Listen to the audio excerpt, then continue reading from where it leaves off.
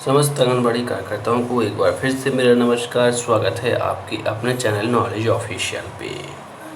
आज हम बात करने वाले हैं कि लाभार्थी का जो पंजीकरण है वो कैसे करते हैं। तो यदि चैनल पे पहली बार विजिट किया है तो प्लीज़ चैनल को लाइक, सब्सक्राइब और शेयर करना ना भूलें। हम यहाँ मेन पृष्ठ पे हैं, आपको एक ऑप्शन दिखाई दे रहा होगा लाभार्थी पंजीकरण। यहाँ से भी आप पंजीकरण कर सकते हैं, रजिस्ट्रेशन कर सकते हैं।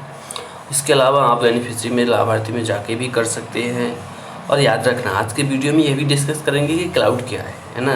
कई आंगनबाड़ी कार्यकर्ता हैं क्लाउड को लेकर भ्रमित हैं कि क्लाउड क्या होता है, उसमें होता क्या है। और तो ये सारी चीज़ें हम डिस्कस करने वाले हैं। तो यदि पहले बार विजिट किया है तो प्लीज़ लाइक करना और सब्सक्राइब करना बिल्कुल ना भूलें।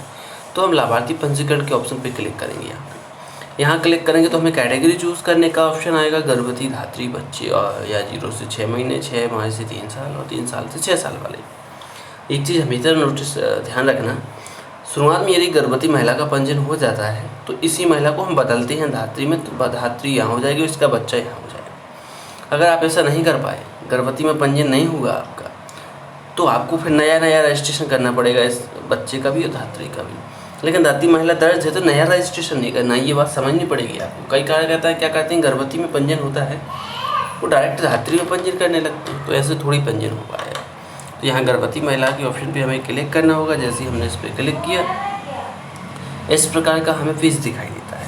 अब यहाँ पे हमें क्या करना है, गर्भवती महिला का नाम भरना है, आपकी भाषा में नाम, यहाँ हिंदी में भर सकती, पति का नाम, आधार संख्या, जन्म तिथि, मोबाइल नंबर, ये सारी चीज़ें हम अभी यहाँ पे फिल करने वाले हैं। तो ये सारी जानकारी हमने यहाँ फिल कर ली है। यहाँ पे हम जन्म तिथि भरेंगे, मोबाइल नंबर भरेंगे, श्रेणी चुनेंगे, इतनी जानकारी और अभी हम फिल करेंगे। यहाँ ध्यान देने की आवश्यकता है, ध्यान दीजिए।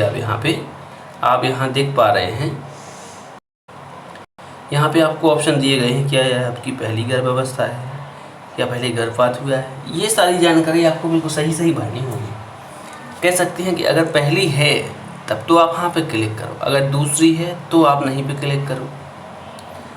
क्योंकि यदि आपने पहले कभी इसका पंजीयन किया है या किसी और ने इसका पंजीयन किया है और आपने पहली गर्भावस्था है, इस पर हाँ पे क्लिक कर दिया तो इसका पंजीयन नहीं होगा। ये ध्यान रखना है आपको। तो ये आप अच्छे से पुष्टि कर लें कि पहली है कि दूसरी है ना।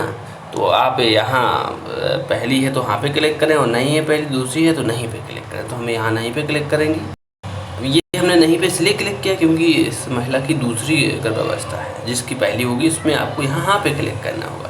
क्या पहले गर्भपात हुआ, नहीं हुआ। अगर बच्चा पहले से है तो इसमें नहीं पे क्लिक करना पड़ेगा, नहीं होगा। अगर गर्भपात नहीं हुआ है या फिर वैसे नॉर्मली भी आप देख सकते हैं नहीं हुआ है तो नहीं पे क्लिक करें। ये ऑप्शन तभी खुलेगा जब आप नहीं पे क्लिक करेंगे ऊपर यहाँ। अगर यहाँ हाँ पे क्लिक कर दिया तो गर्भपात का कोई सवाल पैदा नहीं होता, तो ये ऑप्शन खुलेगा ही नहीं। इसका ध्यान देना। LMP डेट बिल्कुल सही भरना है, एक भी दिन इधर का उधर नहीं होना चाहिए, ये बिल्कुल विशेष ध्यान दें आप। तो हम यहाँ LMP डेट दर्ज करेंगे। यहाँ पे हमने LMP डेट दर्ज कर ली और निवास की स्थिति में स्थायी कर दिया। अंत में हम सबमिट के ऑप्शन पे क्लिक करेंगे। आपको यहाँ सबमिट का ऑप्शन दिखाई दे रहा होगा। जैसे ही हमने सबमिट के ऑप्शन पे क्लिक किया, आपको इस प्रकार से ऑप्शन दिखाई देगा। अब आपको क्या करना है, यहाँ पे मुख्य पृष्ठ पे वापस आ जाना है। ये हमें मुख्य पृष्ठ दिखाई दे रहा है। क्लाउड की बात कर लेते हैं। क्लाउड में आप नीचे यहाँ लाभार्थी ये लिखा है और ये लिखा है, कहीं से भी जा सकती। हमने लाभार्थी के ऑप्शन पे क्लिक किया, ये आपको दिख रहा है, देखिए यहाँ पे या 2 दिख रहा है। ये कहलाता है क्लाउड, या इसको बोलते हैं एक्टिविटी लिस्ट।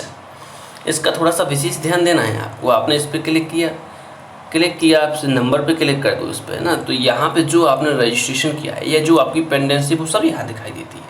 बेनिफिशियरी में हमने इसका रजिस्ट्रेशन किया, यहाँ पे आपको दिख रहा होगा आरंभ करने वाला ऑप्शन दिख रहा होगा, कहाँ ये, इस पर आपको क्लिक कर देनी है। जैसे आपने इस पर क्लिक किया तो कुछ सेकंड के लिए ये राउंड लेगा। इसके बाद ये देखिए कोई लंबित अभिलेख नहीं मिला। इसका मतलब उस महिला का पंजीयन हो गया है जो हमने किया है। अभी वापस हम उसको एक बार चेक कर लेते हैं। तीर के आइकन पे क्लिक करेंगे। जैसे ही हमने इस पर क्लिक किया, चूँकि वो महिला गर्भवती थी तो हमें इस पर क्लिक कर दिया। गर्भवती महिला में हम नाम देख लेते हैं। वंदना का हमने पंजीयन किया था अभी। ये देखिए आप नीचे देख पा रहे हैं, ये पंजीयन किया था हमने पे। तो ये पंजीयन कंप्लीट हो गया। पंजीयन में कोई किसी प्रकार का इशू नहीं है। कुछ सामान्य बातें जो आपको ध्यान रखनी है हम क्लाउड में देख लेते हैं। देखिए क्लाउड में यदि किसी लाभार्थी के साथ लिखा है कि आधार विवरण अमान्य है, ध्यान देखिए जाता है। अगर नहीं होता है पंजीयन तो अब आप आधार विवरण अमान्य है, इसका मतलब या तो आपने आधार की जानकारी गलत भरी है या सामने वाले व्यक्ति ने अपना आधार कार्ड अपडेट करवाया है, आपके पास पुराना वाला आधार कार्ड है। तो दो सॉल्यूशन है, एक तो आप पहले अच्छे से जानकारी चेक कीजिए आपने जो भरी है, और अगर आपने सही जानकारी भरी है तो सामने वाले से आप एक बार स्पष्ट रूप से बोलिए कि आपने आधार में कुछ सुधार करवाया है। अगर करवाया तो नया वाला आधार कार्ड दीजिए, ठीक है। और इशू आते हैं जैसे लाभार्थी का आधार पहले से मौजूद है, इसका मतलब उसका अन्य जगह पंजीयन है, आपके मोबाइल में खुद ही पंजीयन है, आप उसको माइग्रेट आउट किए हो एक बार मान के चलो, फिर आप उसका पंजीयन कर रहे हो तो लाभार्थी का आधार पहले से मौजूद तो बताएगा ही, ये भी ध्यान रखना है।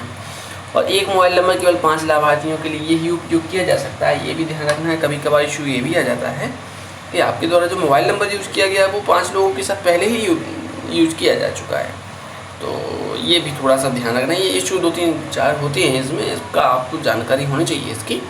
तो पंजीयन के काम में किसी भी प्रकार की कोई समस्या नहीं है, आप जितने भी लाभार्थी हैं सबका पंजीयन कीजिए। यदि कोई छूटा हुआ है तो इसके बाद भी कोई समस्या उत्पन्न हो रही है तो आप अपने परियोजना कार्यालय जाएँ और वहाँ पे आपकी जो BCA सुपरवाइजर मैडम है उनकी सहायता से आप अपने 100% पंजीयन पूर्ण करें।